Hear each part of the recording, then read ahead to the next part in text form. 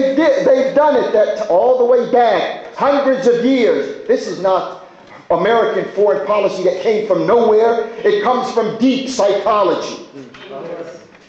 So they were there 500 years ago in Spain, in Al-Andalus, telling us, you have this choice.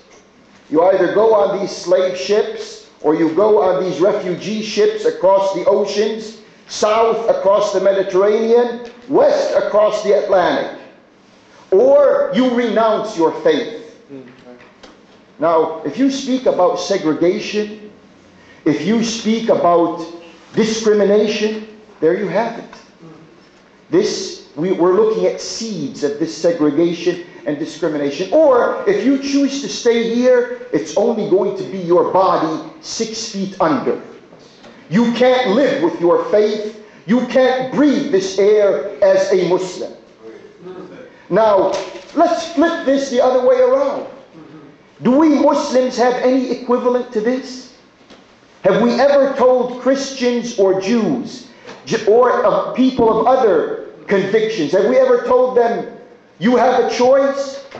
You either go away. Now they've been living there for hundreds of years among us, neighbors, in our districts, in our cities, in our lands. Have we ever come to them and said, look, because you disagree with us, you either have to leave this country, or you have to become Muslims, or we will kill you, and that's the only choices that you have? Never occurred. But this is at the roots of their psychology.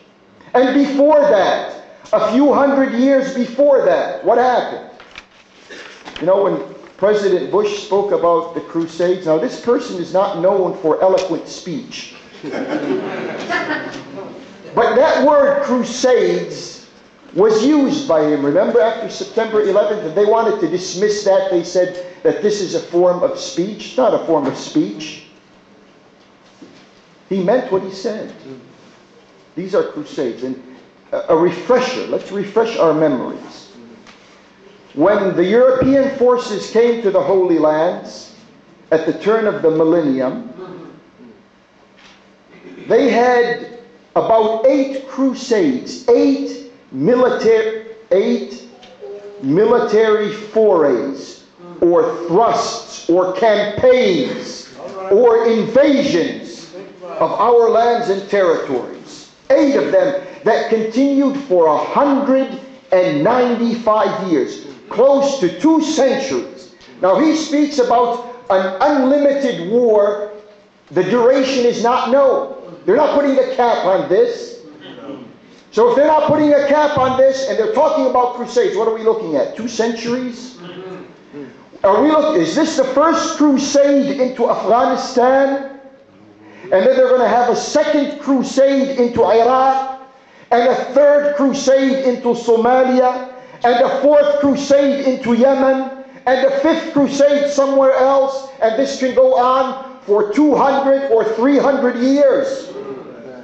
Who has evil on their mind?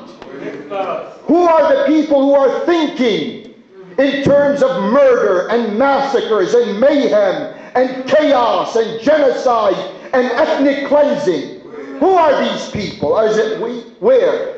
If it's we, the Muslims, who are thinking like this, the victims and the oppressed people who are thinking like this, produce for us the evidence. Speaking about evidence, this president here in the White House, few blocks away, he said he's going to present us with evidence that proves who did these acts in New York. Where's the evidence? We're waiting. Where's the evidence? Why don't you speak about it anymore? Because you know you're lying.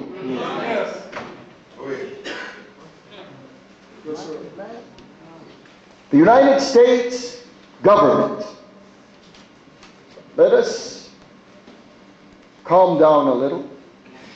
The United States government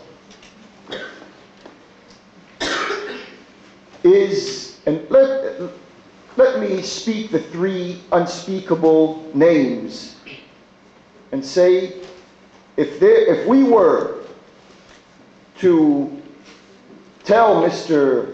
Bush, who the axis of evil in this world are, the three members in this club, they would be the United States, Israel, and Saudi Arabia.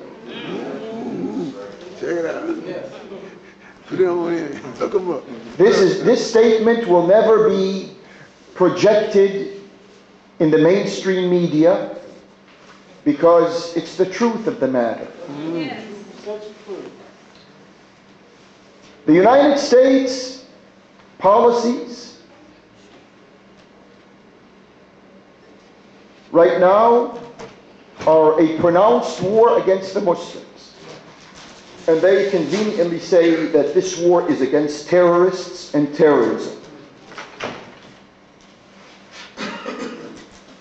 If this war is against terrorists and terrorism, how do they define for us terrorists and terrorism? If it's a military definition, then as Brother